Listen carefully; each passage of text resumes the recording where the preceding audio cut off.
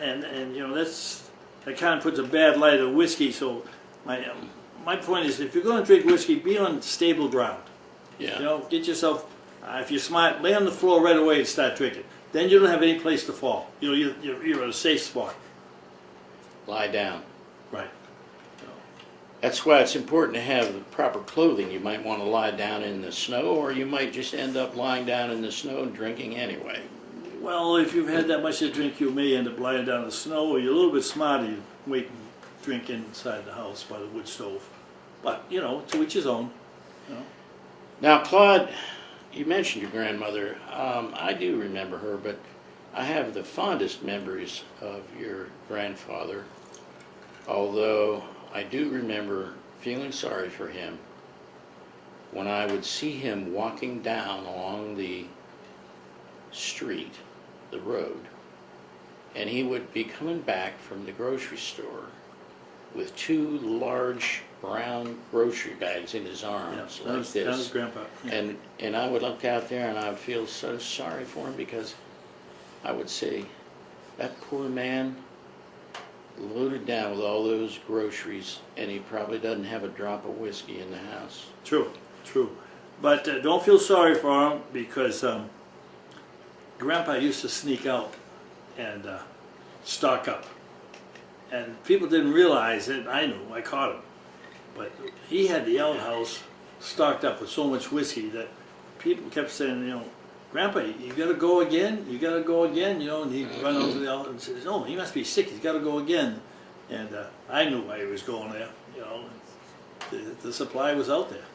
But he was a you know, shrewd old guy. You know, he liked his whiskey and he knew what to do. But he lived to be 114. He got married for the fourth time at 107.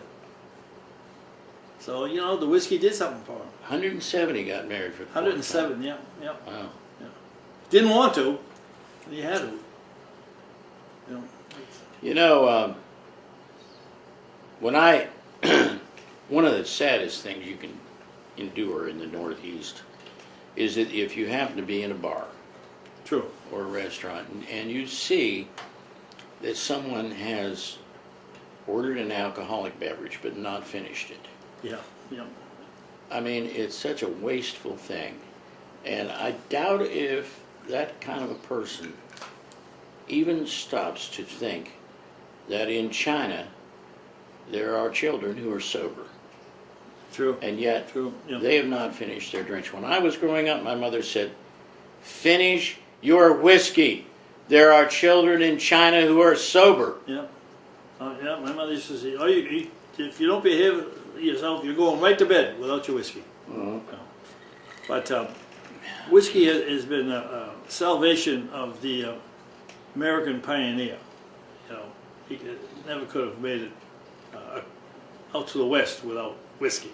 You know, whiskey was a trailblazer. Well, I think it was. It was used for multiple things. Yeah. A lot of the Conestoga wagon wheels were actually greased with a whiskey-based grease. True. Yeah. And a lot of the people who rode in them were greased with a whiskey-based. I remember catching my grandpa licking one of the wheels one time. I said, "What are you doing, Grandpa?" He said, "Oh, lubricating the wheels," and I didn't realize that he was lubricating himself.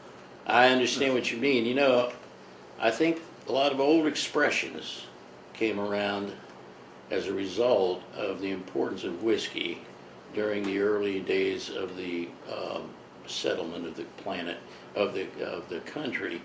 And you may recall that, like your grandfather, licking the axle to try to get the liquor-based lubricant from the bearing. You probably have heard the old expression, don't get wrapped around the axle.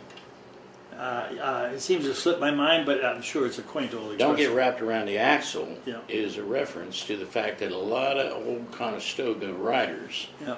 would get down there sucking the whiskey off the axle, and Yeah. they sometimes would get wrapped around the axle. Yeah. But it was a means of survival. So what people have to learn when they come up here to the North Country, they come up unprepared. They come up with all kinds of food and soft drinks, but they don't come up with enough whiskey. No. You And you don't. get stuck in a blizzard, snowing like heck out there, the heck with a snow shovel. Don't need a snow shovel, you don't need an ice chopper. Come in, take your shoes off, get the bottle. Yeah. Sit by the wood stove. Eventually the blizzard will pass, and you may not remember it, but that's okay. You know, whiskey will take care of that. Exactly. And, you know, today you can buy whiskey at the New Hampshire liquor store.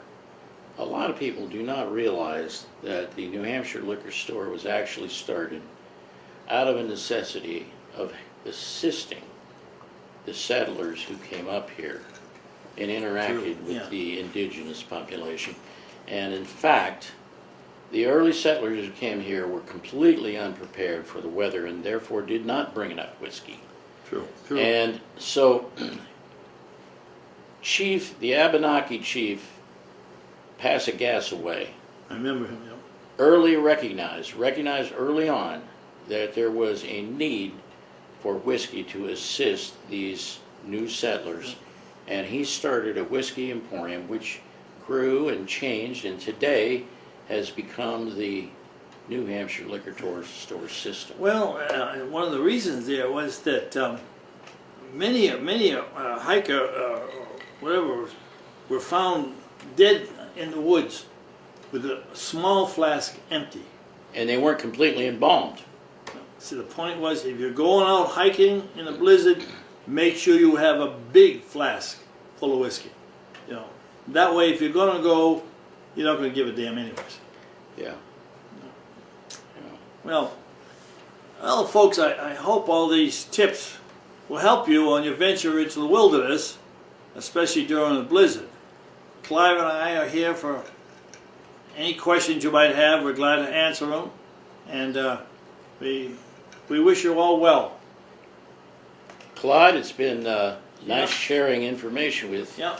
our television audience, and I have enjoyed being back together with you, talking about important matters like the importance of Well, whiskey. it's a pleasure to sit here in front of the wood stove on this July night and enjoy our whiskey.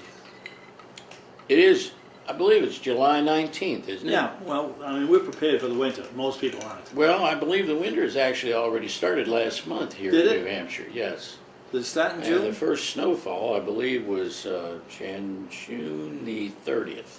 Well, I'm glad we're ready. Good night, folks. Thank you for tuning